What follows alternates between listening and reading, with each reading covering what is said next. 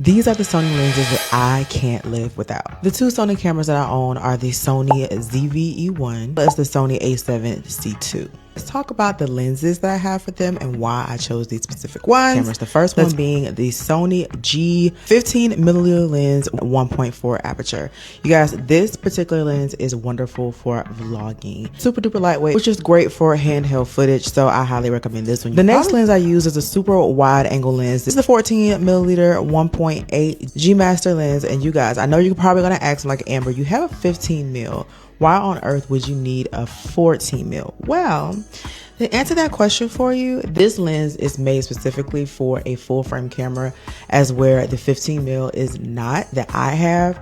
And that means on the 15mm, it kind of crops it down a little bit, as opposed to this one, it is made for my full frame cameras that I have. If you have something like the Sony ZV-10, which is not a full frame camera, you can definitely get away with that 15mm.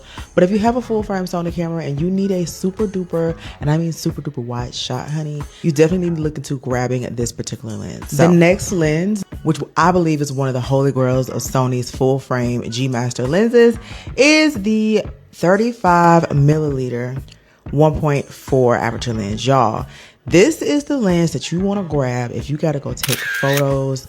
It is absolutely amazing. And if you listen to a lot of content creators, they all mention this particular lens is in their kit. I know a lot of y'all are probably like, well, girl, why don't you just get the 24-70? Listen, I know she exists, but that's a long lens to be putting on my camera. So yeah, but yeah, guys, these are my favorite lenses that I like to use on my Sony cameras. I know somebody is going to ask about what I'm currently shooting on and what lens this is. I'm currently shooting on a Canon R6 Mark II with a 30mm Sigma lens. Of course, you can always comment below and I'll send these direct links to your inbox. All right, my loves, I'll catch you in the next video.